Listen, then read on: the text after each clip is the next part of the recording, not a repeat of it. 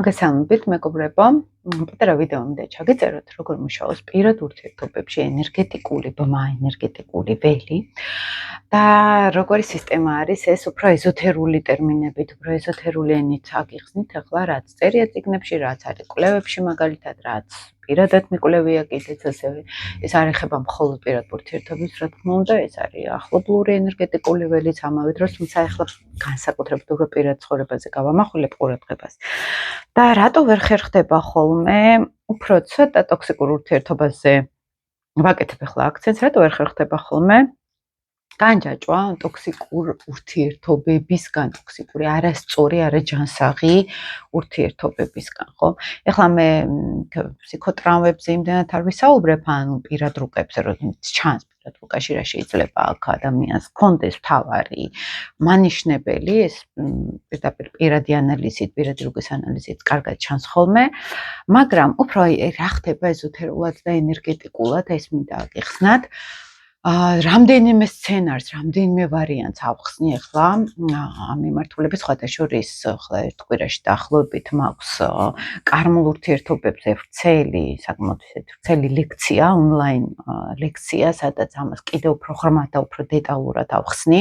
ერთ-ერთი ჩემი საინტერესო სფერო არის, იმიტომ რომ ძირითადად ასევე მუშაობ ხოლმე კარმულ ეზოთერული ასტროლოგიის განხრით პირად ურთიერთობებზე და ეს ჩემთვის ძალიან საინტერესო კვლევის თემა იყო ხოლმე ყოველთვის, იმიტომ რომ აქ არის ეს ის არის რომ პირადი ურთიერთობები განსაკუთრებით მაინტერესებს აქ უფრო ყველაზე საინტერესო ის არის რომ ეს ენერგეტიკული პრობლემები ან პროგრამები ყველაზე მეტად პირად ურთიერთობებში ჩანს ენერგეტიკული, მოდით ესე ვთქვათ, სხვის ენერგიის საკუთარ თავზე აღება, მაგალითად ენერგეტიკული განიავება საკუთარი პირადი სივრცის, ესეც ძალიან კარგად ჩანს პირად ურთიერთობებში და ავხსნი ენერგეტიკულად აქ რა ხდება. საერთოდ ჩვენ დედამიწაზე რო ვართ შემოსულები, გარემო ძალიან კარგად ახდენს იმის არეკლას რა ხდება ჩვენს შიგნით ენერგეტიკულ დონეზე. ეზოთერიკა ამას ეძახის უფრო როგორც წინაცხოვრებების დაუხურავი ემოციები, არანაცხოვრები ემოციები. მაგალითად, ძალიან ისეთი სიტყვით, ისე მაგალითისთვის რო გითხრათ, კარმულ ასტროლოგიაში წინაცხოვრებებში თუ ადამიანი მაგალითად დაშორდა ვიღაცას მტკინველად, მაგრამ მან არ განიცადა ეს ემოცია, ჩაკლა საკუთარ თავში ეს ემოცია, ვითომ არაფერი არ მოხდა, ან დაშორდა ოჯახს, ან მოკლეს ძალიან მძიმედ, მაგრამ სულმა ვერ მოასწრო ამის ცხოვრება ემოციურად, ხომ? ეს ყველაფერი ეზოთერული ენით, ეს არის გაჭედილი ემოციები, არანაცხოვრები ემოციები. ანუ ჩვენ იმისთვის ვიბადებით დედამიწაზე, რომ დაგროვილი არანაცხოვრები ემოციების შევცვლოთ, რომ ვიცხოვროთ. აი თუ გინახავთ ადამიანი, რომელიც რატომღაც სულ მუდმივ ცევდაშია და არ იცის რატომ. ან რაღაც სულ ტკივილში ცხოვრობს და არ იცის რატომ. ამ ცხოვრებაში შეიძლება მას არ ახსოვდეს და ფსიქოლოგიამ უთხრას აი დედის ტრავმა გაქვს, მამის ტრავმა გაქვს, მაგრამ იყოს უფრო ეზოთერული კუთხით კარმული არანაცხოვრები სევდა და დარდი, ხო? აი ბოლომდე რო ზოგს მაგალითად იმხელა ღრმა შოკური ტრავმა ქონდათ, რომ 10 ინკარნაცია ჭირდებათ, რომ ეს იცხოვრონ ეს ემოცია, ხო? ამისთვის ძალიან კარგად შეიძლება ჩვენ შეგხვდნენ პირად ურთიერთობებში ადამიანები, რომლებიც ამის საშუალებას მოგცემენ, რომ ეს ენერგია გამოვიდეს და ვიცხოვროთ ჩვენ, ხო? მაგალითად, სიყვარული ძალიან კარგი საშუალება არის ვიცხოვროთ ის ემოცია, რომელიც ახლა ის მარტო ხო არ ვიქნებით, ახლა ვიღაცა გვჭირდება, ხო, ამ ყველაფრისთვის, ან მაგალითად, ტკივილისთვისაც ჩვენ რო გვეტკინოს რაღაცა, ასევე ვიღაცა გვჭირდება, ну გარემოებები გვჭირდება ჩვენ რომ განიტვირთოს ის ენერგეტიკული ბლოკი, რაც შიგნით არის. როგორც წესი ვაწყდებით ხოლმე უფრო ციყვირო ბორბალში ტრიალებს. ისევ იგივე სცენარი, ისევ დაუხურავი ემოცია. ისევ იგივე ტოქსიკური ურთიერთობა, ისევ დაუხურავი ემოცია. აი აქ ცოტა თერაპიულად რო შევდივართ ხოლმე ენერგეტიკულ ბლოკების გახსნაზე, როცა შევდივართ ხოლმე თუნდაც პირად კონსულტაციებზე, მაგ ხოლმე ესეთი პრაქტიკები, როცა შინაგანად საკუთარ დიდ მარტოობას ხვდება ადამიანი, ან საკუთარ თავში დიდ სიყვარულს თუ არის ადამიანში მოთხოვნილება, რომ ძალიან მინდა ვინმეს უყვარდა, ესე იგი იყო ცხოვრების განმავლობაში ძალიან ბევრი ან წლები, ან ზოგადად მის თავში იყო ის, რომ ის კლავდა საკუთარ თავში სიხარულის ან სიყვარულის განცდას მაგალითად, ხომ? და ეხლა არის, რომ ან უნდა გამოვიდეს, ან ობიექტი ჭირდება ამისთვის მაგალითად, ან პირიქით იკეტება ადამიანი პირადი ურთიერთობებისთვის, ხო? ეს რას ნიშნავს, რომ მე ვიკეტები ჩემ თავთან, არ მინდა რომ მე სადღაც გავეხსნა ჩემ თავს სიყვარულში გავეხსნა, ხო, სადღაც ჩემ თავს, ხო? ან მგონია რომ არ ვიმსახურებ, ან არა ვარ საკმარისად კარგი. სიამოვნებაში ის კი არ გვჭირდება რომ ვიღაცამ დაადასტუროს რომ კარგები ვართ. ჩვენ არ ვადასტურებთ ამას არაცნობიერში და აი აქ აგეხსნით ენერგეტიკულად როგორ ხდება ხოლმე ხა ამას ლექციაზე განსაკუთრებით უფრო სიღრმისეულად ხსნი ხოლმე. იქ ინტერაქციაც მაკითხვებიც მაქვს და უფრო მეტი საშუალება არის ამაზე საუბრის. და მე რასაც ვაწყდები ხოლმე მეგობრებო, ჩვენ გვაქვს დახარჯული ენერგიები, აი ესე გაფანტული, კარმულად ესე ვთქვათ, დახარჯული, სადღაც ჩვენი ნაწილი რაღაც დარჩია, სადღაც ჩვენი ნაწილი შეცდომაშია გაჭედილი, რომელიღაცა არის უსიყვარულობაში, რომელიღაცა ნაწილი არის ეს პირად რუკაში ჩანს, ვინსად არის გაჭედილი. აი, ან ერთი ფიგურა, რომელიც მაგალითად მამაკაცი რო ავიღოთ, რომელიც სულ ეძებს ახალ სასიყვარულო ურთიერთობებს, ხო? და სულ უნდა რომ მიიღოს, არაფერი არ გასცეს, მხოლოდ მიიღოს. ახლა ცოტა ესეთ მამაკაცებს რო ეძახიან ხალხას, ახალი ემოციები ჭირდებათ, მაგრამ საბოლოო ჯერში თვითონ არაფრის გამცემები არ არიან ხოლმე, ხო? უფრო მიღება უნდათ, ხო? ესეთი ადამიანი შეიძლება მისი სულის ნაწილი არის გაჭედილი მინდა-მინდაში, ხო? რაღაც მივიდე და დავისვენო, გავჩერდე სადღაც, ხო? ან ქალი შეიძლება იგივე სიტუაციაში იყოს და აქაც იგივე იმპულსი იყოს, ოღონდ აი, ჩემ პირად კონსულტაციებზე სულ აი ეს მომენტი მაქვს, რომ ჩვენ რო ვიჭედებით აი ამ სცენარებში, ნევროტულად შეიძლება გავიჭედოთ და ძალიან მნიშვნელოვანია ხა ჯგუფური ტრენინგები რომ აქ ხოლმე ან ესეთი ინდივიდუალური თერაპიები გამოვიდეთ ამ სცენარიდან და ზევიდან დავხედოთ ჩვენ თავს. აი ამ ნევროტულ ერთი და იგივე გამეორებად ქცევაში დავინახოთ უფრო ზედა სურათი, რომ ვიღაც რომ მოდის და ვართ ტოქსიკურ ურთიერთობაში, სადღაც სულ გავცემთ და იმის იმედით რომ ეგება ვინმესგან იგივე მივიღოთ, ეს არის ნევროტული ერთი და იგივეს ქცევა და აქ არის შინაგანი განცდა, რომ მე თუ ეს არ გავაკეთე, მე არ ვეყბარები. ან მე არ ვარ საკმარისად ფასეული და აქ რუკაში უყურებთ კონკრეტულ სიტყვებს, რა დევს ადამიანის არაცნობიერში, ხო? და როგორც კი იმ სიტყვას ვეხები ხოლმე, ეგრევე ხვდებიან, რაზე არის აქ საუბარი, ეგრევე შეხებაში, განცდადობაში შემოდის ეს ემოცია. და აი ეს ჩანს უკვე რომ აი თვითღირებულების პრობლემა თუ არის, სიამოვნებაში განა ვინმე არის რომ მე იმისთვის არ ვარ საკმარისი, ჩემი თავისთვის არ ვარ საკმარისად კარგი, ჩემი თავისთვის არ ვარ საკმარისად ღირებული, თვით შეფასებასთან მივდივართ აქ რა თქმა უნდა და მე პროექციაში გავდივართ, ანუ ზუსტად იმ ადამიანს უნდა შევხვდეთ, რომელიც ამას ამ ჭრილობას უმკურნალებს. მაგრამ სინამდვილეში კიდევ უფრო გვიღრმავებს ხოლმე იმ ჭრილობას, ამით ჩვენ თვითონ საკუთარ თავთან არ ჩავალთ და არ უმკურნალებთ იმ ჭრილობას ჩვენ თვითონ. სხვა მაინც ამას ვერ განკურნავს. ჭრილობა რო არის, ყოველთვის მივიზიდავთ ისე ტოქსიკურ, ესე რომ ვთქვათ, პარტნიორს, რომელიც ამ ჭრილობაზე კიდევ უფრო დაგვაწვება. ანუ შენ თუ არა ხარ ღირებული, მე კიდევ უფრო ამას გაგეხმოვანებ, სანამ არ მიხვდები, რომ ღირებული უნდა გახდე. და ბალანსის დარღვევა პირად ურთიერთობებში, ხა როცა ხედავთ, რომ მაგალითად პარტნიორი გაცილებით მეც ითხოვს, ვიდრე გასცემს, ენერგეტიკულად შეგიძლიათ იგრძნოთ ეს, აი ხშირად არის ხოლმე, როცა ან მორიელი ყავთ დაზიანებული ან კუროს ენერგია, ან არის რომ ბევრს ითხოვენ და თვითონ არაფერს არ აძლევენ, ან პირიქით ყველაფერს გასცემენ, აი შავ მთვარე კუროზე მქონდა ადრე საუბარი, რომ ქალებს განსაკუთრებით შეიძლება იმდენი ჩადონ, სულ აქვთ განცდა, რომ მე რაღაც უნდა გადავიხადო ამ ყველაფერში და შეიძლება გქონდეთ ისეთი განცდა, რომ მე ვიხთი სულ და მე ხვდები, რომ არ უნდა გადამეხადა, არ ღირდა ეს ყველაფერი, ხო? სპირადურკაშიც ენერგეტიკულ დონეზე ჩანს აქ, რას გავცემთ და ძალიან მნიშვნელოვანი არის ვისწავლოთ აი ეს ბალანსი შიდა ენერგეტიკული, ამას ფსიქოლოგიურ ენაზე საზღვრები ეწოდება. ჩემი საზღვარი სადამდე არის, რა არის ტკივილი, დარდი, განცდები, ეს ნიშნავს, რომ საზღვარი იყო დარღვეული. ან პირიქით კონფლუენციაში, შერწყმაში ვიყავით, რომელიღაც ინკარნაციაში, რაღაც პოზიტივთან და ისე ვიგგონია ვართ და ყოველ ურთიერთობაში აი ესე შევდივართ და იქ უკვე საზღვრები ირღვევა ყველა ვარიანტში.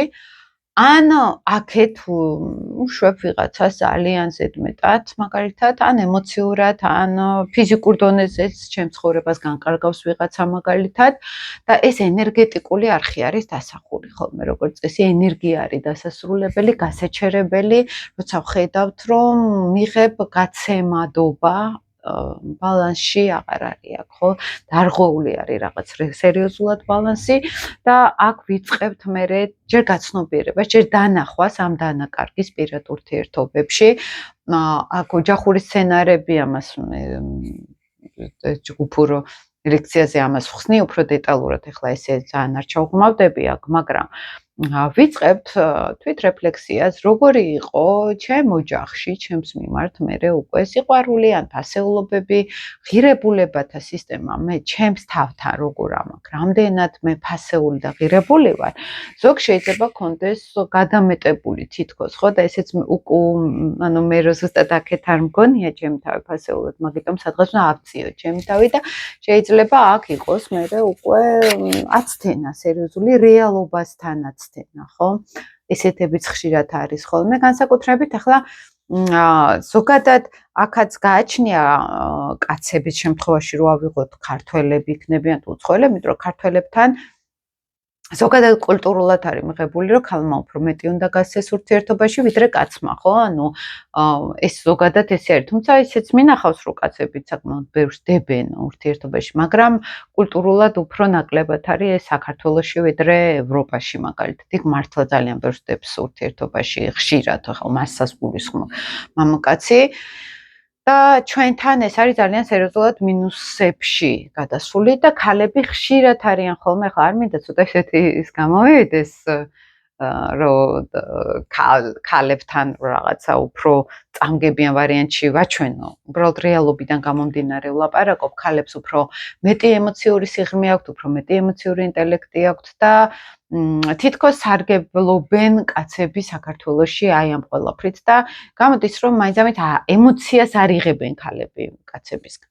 ესეთი ურთიერთობები ხშირად არის ან ტოქსიკური, ან დასასრულისკენ მიმავალი, მაგალითად, ხო, ზოგი ასრულებს ესეთ ურთიერთობას, ზოგი ვერ ასრულებს, მაგრამ რაღაც ალტერნატივას ეძებს ხოლმე, რომ ემოციურად გადაერთონ მაგალითად სხვა ვიბრაციაში, სხვა სფეროში იქნება კარიერა ეს, მაგალითად იქნება ან გართობა, ან ჰობი, ცდილობენ რაღაცნაირად უფრო ემოციური შევსება სხვაგან მოახდინონ, ხო?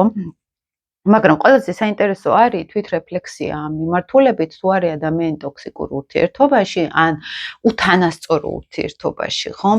სერიოზულად გადახედოს აქ სხვათა შორის ზოგადად ქალების უმეტესობა 40 წლიდან იწყებს ხოლმე ამ ყველაფრის დანახვა გაცნობიერებას, აი ეს რომ მე რაც ჩავდე ამდენი წლის განმავლობაში, რამდენად იყო ეს ჩემთვის უკან ამოღებული, ან თუ არავინ არ აყავს ადამიანს, მაგალითად, ან არ ქონდა სერიოზული ურთიერთობა, აქაც ძალიან მნიშვნელოვანია ისევ ამბობ, იმიტომ რომ აუცილებელი არის პირადი ურთიერთობა. უბრალოდ ეს ინდიკატორი არის, რაღაცაში არის საქმე აქ ქვეცნობიერ დონეზე, ან ვერ ეხსნება ადამიანი პირად ურთიერთობას, ან საკუთარი თავი იმდენად პრობლემურად აყავს წარმოდგენილი, რომ უბრალოდ სხვა რაღაცისთვის ენერგია აღარ ყოფნის, ხომ? ურთიერთობისთვის ენერგია აღარ ყოფნის, ხომ? ძალიან იშვიათად რომ ჩვენ ვნახოთ მართლა ის ადამიანი, რომელიც სულთან მოდის ახლოს კარმულ ურთიერთობას რო ვეძახით ხო გარკვეულწილად, ძალიან რთული არის ვიპოვოთ ის შემავსებელი, ემოციურად შემავსებელი. ეხლა თუ მე სიღრმე და ღრმა ემოცია მჭირდება, შეიძლება მივიღო ან ქარაფშუტ, ან ცივი ადამიანი, ხო?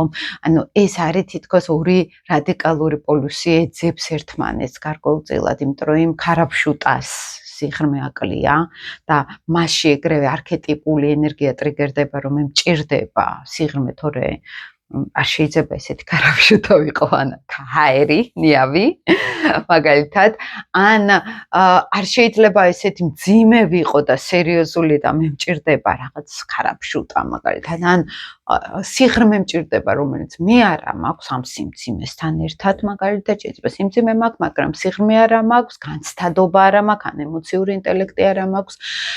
კარმული ნეგატიური კავშირები ყოველთვის აი ესეთ ნეგატიურ ბმასთან არის ხოლმე კავშირში. ზოგადად ურთიერთობები ეს არის, რომ მე რაც მაკლია იმას ვეძებ სხვაში, რა მინდა გამოვიდე. პირად ურთიერთობაში ჩანს ვინ გვიზიდავს. ან რა მაკლია მე შესაბამისად რა მინდა გამოვიდე, ეს პირად ურთიერთობაში ძალიან კარგად გვაჩენებს ხოლმე. ან რა მჭირდება ასევე ეხლა ენერგიის დასაბალანსებლად, რომ ძალიან იქით არ ვიყო. მაგრამ ზუსტად ეს არის, რომ საბოლოო ჯამში შეიძლება მიგვიზიდოს ეს არქეტიპული ენერგია სხვაში, მაგრამ უფრო მეტად შეიძლება მარტო დავრჩეთ ამ ჩვენ ემოციაში. თუ მაგალითად ზედაპირულობა ჭირდება ადამიანს და შევა ღრმა ემოციურ ადამიანთან, იმიტომ რომ იმასაც ხვდება, რომ ეს აკლია, მაინც აქ განცდა, რომ რაღაცა მომძიმებს ეს ურთიერთობა, ხო? და რაღაცნაირად პასუხისგებლობას მთხოვს, ან თხოვს ცოტა სერიოზულობას და მე არ შემიძლია სერიოზულობა და ინგრევა ურთიერთობები არა და თავიდან ზუსტად იმიტომ იწყება, რომ ეს აკლია ადამიანს და იმის ნაცვლად, რომ ცოტა გაახრმაოს თავის თავი, ისევ შეიძლება უკან დაბრუნდეს, რომ არამედ შევნია ზედაპირული ვიყო, მაგალითად, ხო?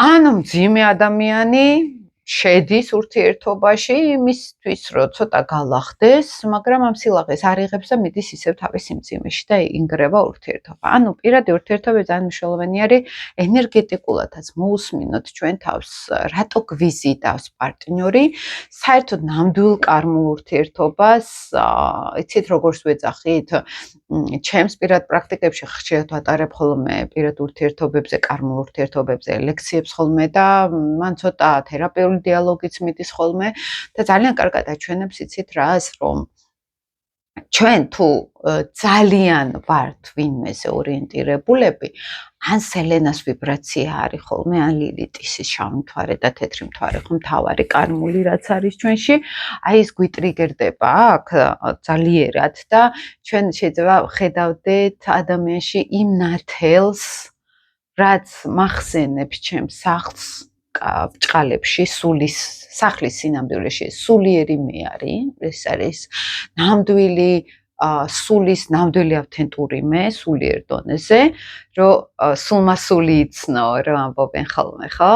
და მეორე კუთხით, აი სელენების შეხვედრას რომ ამბობ, თუმცა აქ სელენას ხვდებით და მოდის მერე იმ ადამიანისგან ლილიტიც, რა თქმა უნდა, იქ სატურნიც და ბევრი სხვა პრობლემაც, ხო?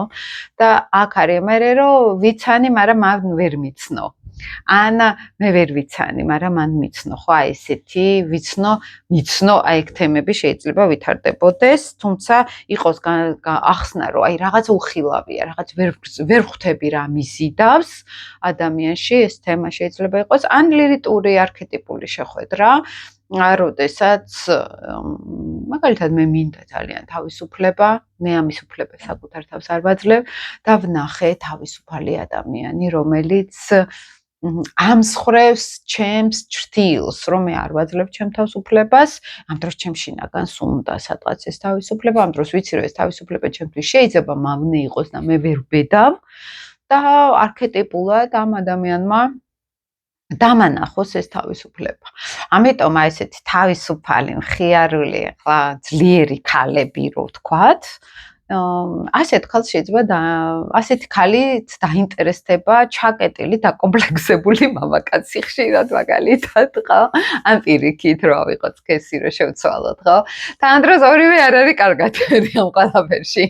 ერთი შეიწყეს მეორეს შეზღუდვას, მეორე იწყეს გათავისუფლებას, ან იმას ასწავლოს თავისუფლება და ნუ ეს მერე პრობლემური ხდება. ხშირად მოდიან ხოლმე ჩემთან ასეთი პრობლემებით მაგალითად.